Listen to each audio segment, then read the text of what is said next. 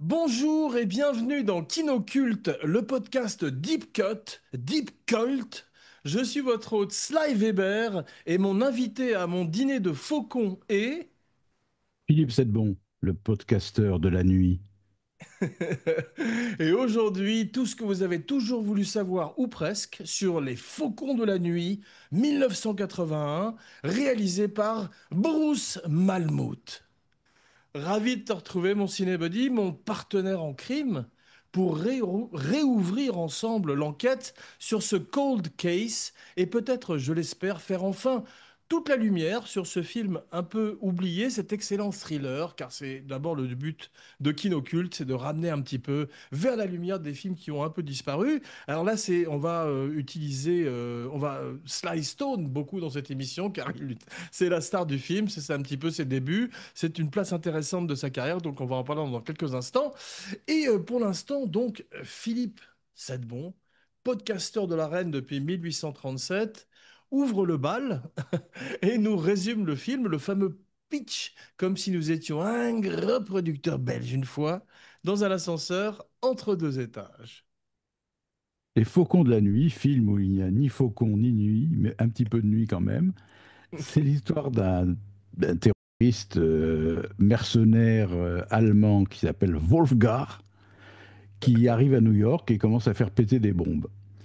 Deux flics new-yorkais, Sly Stallone et son copain Lando Carlisian, se mettent en chasse.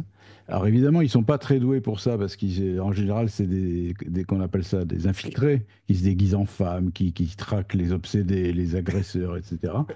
Mais là, ils se mettent en chasse de Wolfgar et ça va devenir un duel entre le très très méchant allemand et le très très brave pseudo Serpico Stallone. Bravo mon pitchounet, tu restes comme d'habitude le master pitcher en chef. Et aujourd'hui, notre histoire commence curieusement par le troisième volet de French Connection. Tu savais ça qu'au début, c'est Laurent qui nous l'avait dit dans un show. Non, mais je l'ai remarqué en voyant le film. Je me suis dit, ça aurait pu être tout à fait une histoire de Popeye et son copain Buddy. Mais c'était pas Buddy qui était dans le rôle de Lando Calrissian, comme tu dis très justement, le grand Billy Dee Williams, qui est très bien dans le film. Tu sais qui devait jouer son rôle à lui, le rôle du partner? Non? C'était Richard Pryor. Donc le troisième French Connection devait partir beaucoup plus vers la comédie.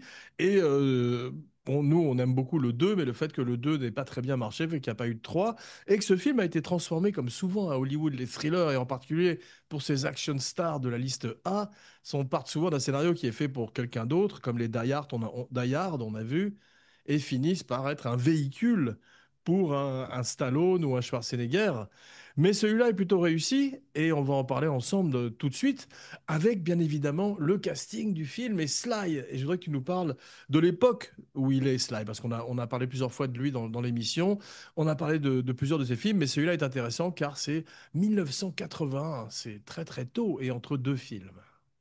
Alors, Sly, il a 35 ans quand il fait ce film. Il est entre deux Rocky, entre le un et le 2, Ouais, et il est un an avant Rambo. ouais. C'est-à-dire qu'il est une superstar en devenir, mais déjà bankable, mais pas encore méga superstar. Voilà, donc il est en devenir. Il est d'ailleurs en recherche, ça se sent, de personnage, parce il se fait pousser une grosse barbe, il se montre jamais torse nu, il est relativement vulnérable, assez crédible malgré le brushing. Et, euh, et il crée une espèce, oui, de sous-Serpico, un peu trop élégant pour être crédible, mais quand même pas mal. Et puis surtout, il la joue en sourdine, pour la bonne raison, à mon sens, qu'il s'est fait piquer le film par Rutger Hauer, acteur hollandais de 37 ans, lui, qui avait fait une belle carrière en Hollande avec Paul Verhoeven, et qui débarque pour son vrai premier film américain, et qui casse tout. Et le souci, c'est que aussi Harrison Ford connaîtra la même mésaventure avec Blade Runner, où il se fera piquer le film par le même Rutger Hauer. C'est Donc les, dangereux. donc les stars devaient pas courir derrière Hauer pour partager l'affiche, à mon avis. Ah, il est particulièrement exceptionnel. On peut parler de lui avant de revenir à Sly Stone parce que c'est le point fort, c'est la carte maîtresse du film, c'est très Ouais. évidemment Rutger Hauer. parce qu'il change de personnalité. Et comme comme le personnage bon, que joué après dans Le Chacal par Bruce Willis, mais donc ça c'est avant l'heure, il a ce mimétisme où il peut se fondre de la foule. Et ça peut être ridicule, justement que je parle de Bruce Willis, mais il a 15 perruques différentes dans le film. Et ses Mhm. personnalités sont toujours un petit peu, on croirait un sketch du Saturday Night Live. Alors que là, il a trois personnalités, je crois, Rutger Hauer, qu'on voit dans le Ouais. film, et elles sont toutes crédibles, il est séduisant et il fait peur dans les trois. Ouais, ouais, il a plutôt calqué son personnage, enfin, en tout cas les auteurs, sur le chacal de Fred Zinman. C'était Edward C'est Fox qui ça. jouait le tueur. Mais Et il ne portait pas de déguisement dans le chacal, si je ne si, m'abuse. si, il y a plusieurs fois, il porte des déguisements, il se D'accord, ok, maquille en vieillard. Enfin, ok, si, si, il avait quand même cette tendance. très bien. Et ça rappelle vraiment ça, tu sais, le fait de draguer des filles n'importe où pour pouvoir habiter chez elles et planquer son arsenal, etc. C'est vraiment piqué au chacal, ça. C'est drôle, mais il est très crédible parce qu'on peut croire qu'une fille dans une boîte de nuit tombe sous le charme de ce géant blond, ce répliquant tout d'un coup qui a un joli sourire et une tête un peu effrayante quand même. Et il est vraiment extraordinaire. Ça m'a fait penser quand il arrive et qu'il séduit cette hôtesse de l'air à l'extraordinaire sketch des nouveaux monstres quand tu as cette femme qui accepte une bombe Oui, d'un terroriste sans savoir tout d'un coup, en croyant que c'est simplement un amant merveilleux qu'elle va retrouver, avec cette chanson Ti amo en fond, tu te rappelles? très bien, très Eh bien. ben, C'était René Lamouty qui faisait l'hôtesse. c'est ça qui a été ciblé, mais donc c'est cette époque des films de terroristes, car c'est vraiment un problème très très réel. Et ce que dit Rutger Hauer, c'est qu'ils ne sont pas passés à côté d'un grand film. En fait, c'est un bon film. C'est un thriller Mhm, qui a un pied encore dans les années 70 et qui est déjà dans les années 80. C'est avec cet c'est extraordinaire ça. brushing dont on va parler pendant une demi-heure dans un instant.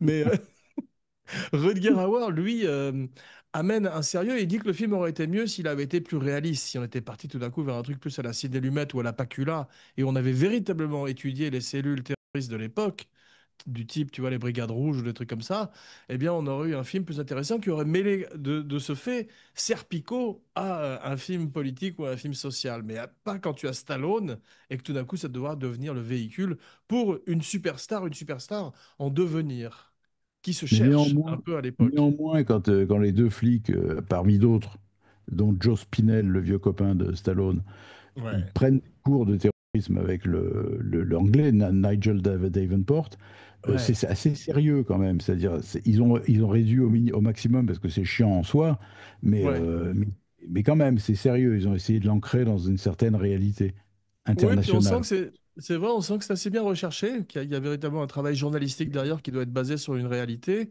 parce que le groupe Attack, je pense, sur lequel il est basé, a existé. Il est très bien, Nigel Davenport, tu as vu, il était, Très bien. apparemment, d'après ma recherche, il était dans Le Voyeur, il faisait le flic dans Le Voyeur. Oui, Donc oui, oui. il a une grande histoire de courir derrière des psychopathes. Et c'est vrai que Stallone est formidable. Tu parlais de Serpico, c'est une espèce de Serpico sous stéroïde parce qu'il commence déjà à être musclé, mais il ne montre pas son corps. Il est très bien habillé. Je trouve qu'ils ont tous les deux aussi bien Lando ou plutôt Billy et lui un extraordinaire look. Ils ont vraiment le look Mais 70 comme on les pour aime moi, le si tu veux. défaut, c'est très beau à regarder à l'image, mais je trouve que c'est un peu irréaliste, quoi. C'est vraiment des gravures de mode tous les deux. Oui, Mais mais c'est bon, ça passe plaisant, parce que c'est. c'est Ouais, plaisant parce ils ont vraiment du charme. Ce qui est un peu plus étonnant, et tu en as parlé en début d'émission, sans vouloir spoiler la fin, mais c'est le travesti de Tchekhov, parce qu'il est habillé en femme au début du film, et ouais. il va être de nouveau de façon magnifiquement symétrique, habillé en femme à la fin du film, mais on se demande si c'est pas Mm. le début d'un cruising ou de quelque chose où il a presque un goût tu vois, pour ça, si tu veux. Alors, Mais ce qui est drôle, c'est que c'est le seul film, si je ne m'abuse, où il a une grosse barbe, Stallone, et tu c'est m'as fait justement peur. le film où il Ouais. doit être déguisé en femme. Donc, c'est un peu paradoxal, si tu veux. Mais ça lui va bien. Parce qu'en plus, Oui, il a oui, cette c'est vrai. espèce de chapeau Kangol, tu sais, cette espèce de gapette, cette casquette en arrière deviendrait encore plus à la mode grâce à Samuel Jackson par la suite. Bah, il la porte bien, il la met, t'as vu, sous son épaulette à un moment, donc c'est Mhm. vraiment effectivement une figure de mode. On sent qu'il y a un Oui, oui. shooting pas très loin, si tu veux, et qu'il se prépare déjà à entrer dans l'ère de Rocky 2 et à passer de star à superstar et à changer même Ouais. physiquement. Parce que là, il est encore un peu normal et il va devenir de plus en plus étrange et avoir une carrière de plus en plus étonnante et étrange aussi. Mais Oui, là, pour disons, le... c'est encore un Pardon, acteur, comme tu dis, c'est encore un acteur normal. C'est-à-dire qu'il peut jouer des rôles différents, c'est il peut ça. jouer des classes sociales différentes, etc. Enfin, il se tâte il se cherche, mais après, il va se figer dans le Rocky Rambo Expendables, etc., et devenir une espèce d'icône presque intouchable, parce qu'il a plus jamais vraiment retouché en profondeur son personnage. C'est une dernière fois où il a joué la comédie et il est merveilleux, c'est dans Copland où il a accepté de changer Ah oui, physiquement, chef-d'œuvre. de prendre du poids et tout d'un coup d'être Mhm. dans la même cour que De Niro ou Ouais. Keitel. Ce qui était déjà le cas, parce que quand tu regardes Rocky, tous ces films comme dont je te parlais, ces films ancrés dans les années 70, lui est toujours formidable. Il a amené quelque Mm. chose quand même. C'est une star. Il est à bordure un peu ridicule par moments, comme dans ce film, ou encore plus par la suite. Marion Cobretti, Crime is a Oui. disease, meet the cure. Tu vois, donc ça Mm. c'est extraordinaire parce que là, il s'est rêvé tout d'un coup et c'est encore plus un véhicule pour lui. Et parce que là c'est la première fois qu'il joue un flic. Et c'est déjà, il s'appelle quand même Dick Da Silva. Donc il commence, les noms, c'est merveilleux. J'adore les noms des héros. Et tu dis en particulier ceux de Schwarzenegger, comme on disait, et de Stallone. Non, ceux de Oui. Schwarzenegger et de Van Damme, où ils ont des noms très américains, alors que t'as un Belge et un Autrichien, évidemment, de par leurs accents, tu sais. C'est John Smith et Bill Garfield. Mais tu sais pourquoi Bruce Malmuth a été engagé et pourquoi il a fait une petite carrière par la suite? Bon, pas extraordinaire, parce il aurait un autre gros succès avec un film de Steven Seagal qui s'appelle, je crois, Hard to Kill. C'est Mm. parce qu'en fait, il était assez bon marché. Malmouth écrase les prix. Il était connu comme ça à Hollywood. Et Ouais. Et t'as pas relevé. j'ai vu que en fait, c'est Gary Nelson qui avait commencé le film, le C'est réalisateur de ça. télé, qui avait Voilà. réalisé une sublime mini-série qui s'appelait Intrigue à la Maison Blanche sur OK. les années Nixon. Et en fait, il a été. On dit aussi que Stallone avait repris la main pendant un moment, et jusqu'à appeler ce fameux Bruce Malmuth, qui est vraiment qui a rien fait. Il a 9 titres à sa filmo, dont le Hard to Kill, mais il a Ouais. pas fait grand-chose, quoi. Non, il a été surtout pote de John J. Avildsen, le metteur en scène de Rocky, et c'est lui qui l'a recommandé à Stallone. Et il a beaucoup travaillé avec Avildsen. Il a fait des films avec lui. Je sais pas s'il faisait la seconde équipe, etc. Mais c'est surtout grâce à Mhm. lui. Il a même été acteur, je crois. Il a marqué sur son CV sur Wikipédia, culturiste et gourmet. Donc c'est Mm. beau, ça, comme, comme Excellent. bio, Bruce On a envie Malmuth. d'écrire son biopic. En tout cas, ça m'a plu fatalement. Et ce qui est bien fait quand même, c'est un prototype quand même de Die Hard, avec cette espèce de Ouais. méchant européen, tu sais, qui est pas loin quand même de Alan Rickman, quand même, Hans Gruber, et bien sûr Mhm. d'un méchant de James Bond, et aussi un petit peu de L'Arme Fatale, où tu as ce buddy cop story, tu vois, avec ces deux flics Il y a qui plein de ont... choses. ouais. Il y a plein de choses, et Donc, puis je trouve que le début, enfin toute la première partie, t'es vraiment dans du Sidney Lumet, quoi. C'est-à-dire l'image granuleuse, la nuit, à peine c'est vrai, éclairée. c'est vrai, C'est très réaliste. Les codes, il y a voilà, il y a une espèce de mélange de genres, c'est-à-dire exploitation movie et c'est polar ça. sérieux new-yorkais, qui Ouais. fonctionne en fait très très bien, quoi. C'est ça, mais disons, comme ils ont eu des problèmes en virant le premier metteur en scène et en engageant en panique Bruce Malmuth, parce qu'il Mm. écrasait les prix, comme je te disais, ça y est, tu l'as eu, you got it. Je Mais, l'avais pas pigé la première fois. pardon. Mais donc, ils se retrouvent avec un film qu'ils sont obligés de remonter et de faire finalement dans la salle de montage, comme c'est ce qui se passe aussi avec Rambo, qui est un meilleur film, le premier, hein, Mhm. First Blood. Mais celui-là, à chaque fois, il y a beaucoup. Et je pense que sur la table de montage, il doit rester des rushs où il y a justement, on développe plus le personnage de Rutger Hauer et la Ouais. partie terrorisme, si tu veux. Mais là, comme c'est au service d'un Stallone, on se retrouve comme avec ces véhicules pour Burt Reynolds ou pour Belmondo, tu vois. Où tout d'un coup, on écrit pour une star et ça fausse un peu la donne aussi quand même.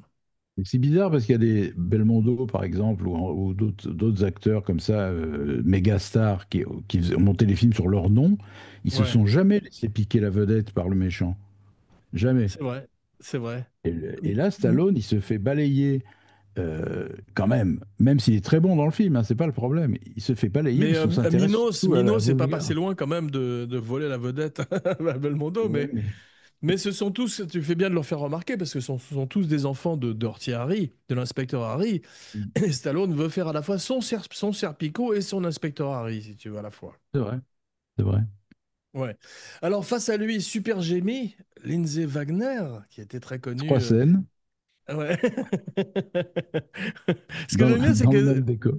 C'est là où on sent que la caractérisation est un petit peu fragile parce que c'est bon, il a divorcé, mais quand même, Stallone, il n'a pas dû accepter ça. T'as vu, il se réconcilie avec elle quand même. Oui, c'est Et, vrai. et à un moment, son chef, joué par Nigel Davenport, lui dit: Oui, mais toi, tu es divorcé, ta femme t'a quitté, comme c'était le truc le plus honteux qui pouvait arriver à un homme à l'époque, t'as vu? Et là, tout d'un coup, il l'accepte pas. Stallone, il se lève et il est vraiment, c'est l'affronte trop, t'as vu? Et il s'en va, Mhm. quoi, furieux, etc. Mais quand même, il s'est réconcilié avec elle et elle n'a vraiment absolument rien à faire, quand même. Non, rien, aller au téléphone. Mais Rudy Hauer voulait pas le faire au début, et puis pendant le tournage, malheureusement, son meilleur ami et sa mère décèdent, donc il est obligé de repartir en Europe, et après il revient, etc. Mais ça a été un tournage un peu difficile. Je crois pas qu'il soit très bien entendu avec Stallone, mais Stallone dit pourtant maintenant du bien de lui, maintenant que malheureusement il est décédé. Mhm. Stallone lui rend à César parce qu'il dit que le film est formidable grâce à Rudy Hauer et que le film était peut-être un petit peu en avance sur son temps en parlant de terrorisme urbain, si tu veux. C'est ça dont il C'est parle, vrai, si tu c'est veux. juste. C'est juste, Ouais. mais ça te prouve le potentiel gigantesque qu'avait Rutger Hauer, parce que le rôle est ingrat, le rôle est vraiment antipathique, il n'a pas d'humour, etc. Mais néanmoins, il arrive quand même à capter l'essentiel de l'attention, quand Ouais. même, Ouais. et à être, entre guillemets, attachant à sa manière, parce qu'on a envie de le voir tout le temps, quoi. Absolument, mais il est vraiment formidable parce que c'est un an avant Blade Runner, donc Ouais. il est en pleine ascension. Alors par la suite, je ne sais pas si peut-être des problèmes d'alcool ou une vie un peu dissipée fait qu'il n'a pas eu tout à fait les rôles qu'il aurait mérité. Et puis il a très vite eu ce visage buriné qui fait qu'il n'était plus cette espèce de géant blond étonnant, à rien, venu de Hollande. Mais Il y a eu une métamorphose physique étonnante entre les Faucons de la Nuit et Blade Runner. C'est remarqué, il a pris 20 kilos de muscles. ouais, C'est-à-dire qu'il a changé de physique complètement parce ouais, qu'il est assez relativement fluet dans les Faucons de la Nuit. Et ouais, tu c'est vois vrai. Blade Runner, c'est une masse de muscles un Ouais, peu à la Russell Crowe, quoi. C'est-à-dire très rustique, tu sais, Oui, cubique. comme les anciens Monsieur Univers ou les anciens Oui, hommes forts de foire, tu sais, qui portent leurs pantalons au-dessus du nombril. c'est ça. Mais effectivement, parce que là, quand il est au début du film et qu'il a son faux nez, ses lunettes et sa petite barbichette, il serait presque crédible en professeur de géographie ou d'art, tu vois, de Oui. musique. Donc Et ce qui il lui a change, plusieurs facettes. Il est extraordinaire dans The Hitcher, donc il a eu ouais. plusieurs de beaux rendez-vous de cinéma quand même, mais il a peut-être pas eu la carrière qu'il aurait mérité. Mais c'est vrai que à une époque, tu sais, les leading man, ils voulaient pas jouer des méchants dans des films. Ils disaient que ça les marquait à vie, aussi bien Oui. dans la vie que la trajectoire de leur carrière. Et il a fallu attendre pour voir un Tom Cruise jouer longtemps pour voir un Tom Cruise jouer Collatéral, tu vois. Je Mhm. pense que c'est peut-être Hannibal Lecter qui a un peu, avec son Oscar et le fait que tout d'un coup c'est devenu un peu Oui. plus classe, qui a ouvert un peu la voie au fait que tout d'un coup des leading man et A-list, comme on dit, des listes A, se mettent à jouer des méchants, quoi. Oui, oui, c'est juste, c'est juste. Mais tu regardes aussi, c'est impressionnant le maquillage du début, je trouve, parce que moi, quand j'ai vu le film pour la première fois, j'ai pas reconnu, quoi. C'est-à-dire, je me disais, il me rappelle quelqu'un, et le fait d'avoir mis des lentilles noires, des lentilles de contact noires, on le reconnaît pas du tout, Ouais. à Non, peine. c'est vrai il est très bien parce qu'en général, ça, comme je disais, ça fait un peu bidon quand un type est censé être l'homme aux mille visages. Là, on Mhm. reconnaît en général tous les mille visages. Il y en a un qui le faisait bien, on en parle souvent, c'est bien sûr Malkovich face à Clint Eastwood, où tout d'un coup il est face à un cinglé Ouais. qui est aussi protéiforme et crédible. Mais il Ouais, faut un ouais. très très grand acteur et Rutger Hauer est très certainement dans la même catégorie qu'un Malkovich. À propos de grands trucs, c'est formidable bande son de quelqu'un qui s'appelle Keith Emerson qui faisait du rock progressif, qui est enfin une star de rock, ce qui explique la qualité aussi de la bande-son du film, qui a toute cette texture 70s qu'on aime, quoi. Ouais. Et sa modernité quand même, c'est-à-dire ça fait pas, c'est pas 70s ridicule, c'est Non, 70s comme on aime, quoi. C'est-à-dire pulsant, angoissant. Non, non, le film est étrange parce qu'il n'est pas du tout considéré comme un classique du polar américain, et ouais. pourtant il en a la plupart des qualités, hein. C'est un film assez étonnant, hein. C'est vrai, mais il y a un truc qui est intéressant et ça m'intéresserait de savoir ce que tu en penses, c'est que je trouve que malgré tout le côté macho qu'il peut avoir, si tu veux, Stallone et toute cette éthique comme ça, etc., et aussi italo-américain, etc., il y a un côté un peu féminin dans sa personnalité qu'on retrouve bon, dans ce film-là par moment, où cette espèce de gravure de mode qui arrive comme ça avec Mm. cette barbe impeccable, ce brushing étonnant, etc. Et jusque dans des films où c'est celui où il est avec Sharon Stone, où il fait un spécialiste des Oui, bombes, oui, c'est lui qui est nu dans le film, c'est pas elle, tout d'un coup. oui, oui. Donc tout d'un C'est coup, vrai. il est la fille. Donc c'est une drôle de part de féminité dans sa personnalité, si masculine C'est par ailleurs. je sais pas si c'est de la féminité ou simplement, et c'est vrai que dans plusieurs films, il est l'objet du désir. C'est Tu ça, vois ce voilà. que je veux dire pour les femmes. Ouais, Et ouais. là, c'est évident, là, par exemple, c'est Mm. vraiment il est coquet, en fait. Il est, Voilà. son petit Voilà, c'est béret, ça. son C'est petit le mot. blouson cintré, etc. Il est coquet. Et Ouais. dans L'Expert, c'est pareil. Il apparaît nu, il se couche nu devant un feu de cheminée, etc. Enfin, c'est lui. C'est étonnant. C'est lui qui écarte les jambes, c'est pas Sharon Stone. C'est ça. Donc, oui, c'est une facette étrange. Alors, est-ce que c'est en réaction à ce qu'il a été? C'est-à-dire le quatrième couteau plutôt moche avec la tête de travers et tout d'un coup, il veut devenir un sex Non, moi je symbole. pense que peut-être un mélange de deux choses qui sont le premier, c'est que tu as remarqué dans les années 80-90, il fallait montrer ses fesses. Et ils l'ont même, ils s'en sont moqués avec Emilio Estevez dans un film, d'un spoof comme ça. C'est que tous les leading man de Van Damme, C'est etc., vrai. étaient obligés de passer dans la pièce huilés, nus, en montrant leurs fesses, si tu veux. Donc il y avait ça. Et puis aussi le fait que, à mon avis, c'est la perception que Stallone a de ce que aiment les femmes, si tu veux, à mon avis. Il Oui, c'est pense vrai, qu'il c'est vrai.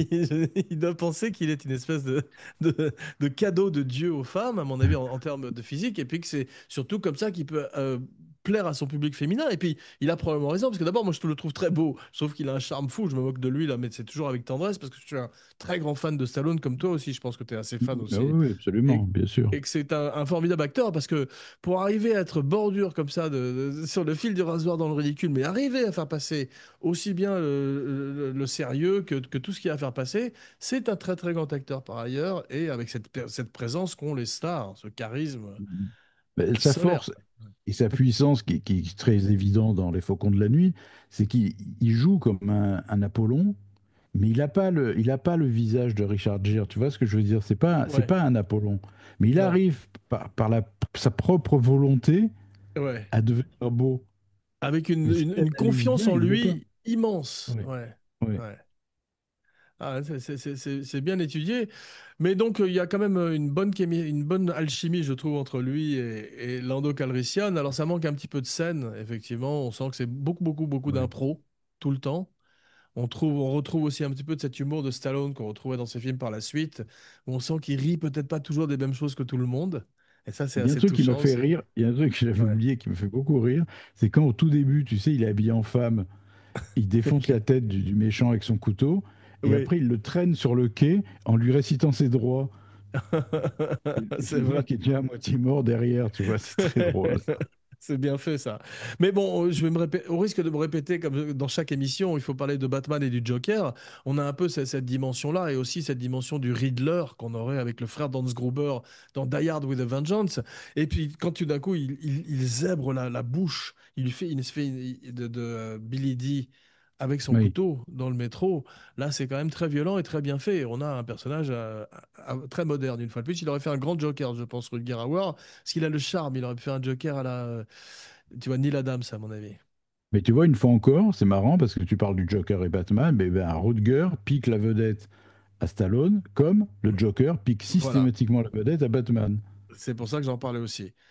Ouais, On peut parler brièvement de Persis Gambata, qui est très jolie. Je l'avais remarqué en oui, Vulcain, je crois, dans le premier Star Trek, qui était très c'est ennuyeux. ça, exact. Elle est formidable dans le film. Ouais, elle est Elle est crédible. d'une froideur et d'une inhumanité assez forte, je trouve. Ah ouais, non, On elle ne est tout pense à même fait. plus à la trouver belle, quoi.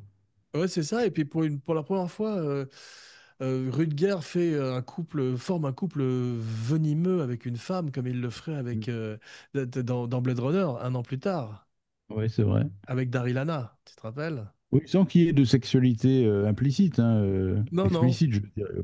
On ne non. sait même pas s'ils ont déjà été ensemble ou pas. C'est deux espèces de monstres froids qui travaillent ensemble et ça Ouais. fonctionne très très bien.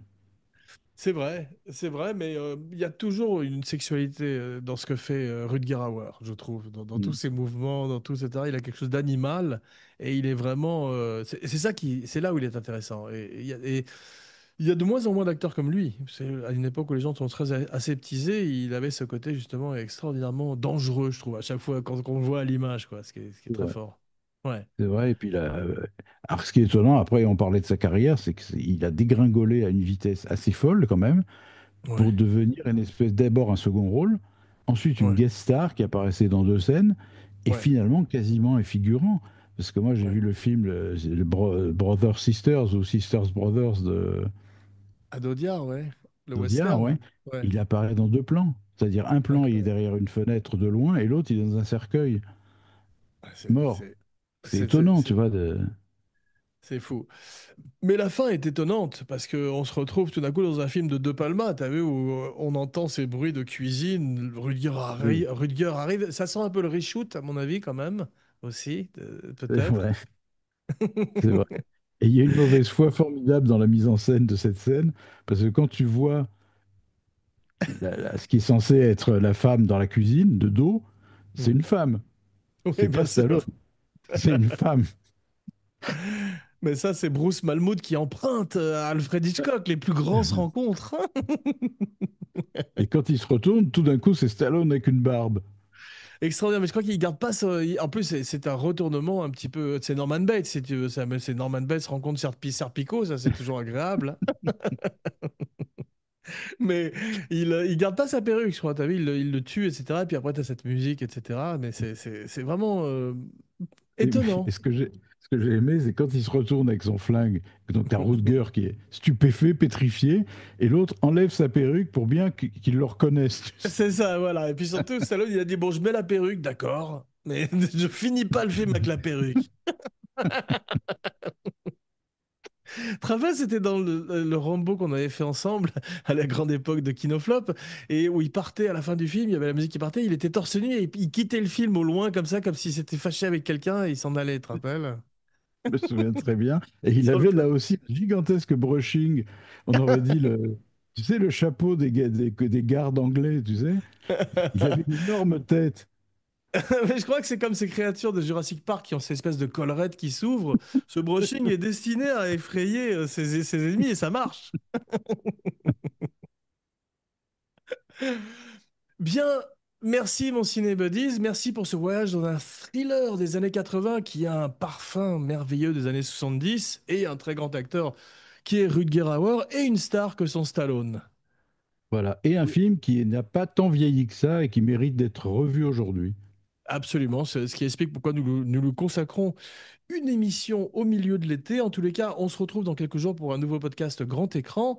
Et surtout, n'oubliez pas de liker et de souscrire à la chaîne Abracadapod sur YouTube, avec toutes les semaines, ou plutôt tous les 15 jours, une nouvelle fantastique vidéo du maestro Romain Lenhoff, son Katia Lazareva. Et maintenant, voici venu l'heure de dire ton nom et ta phrase signature, la fameuse catchphrase.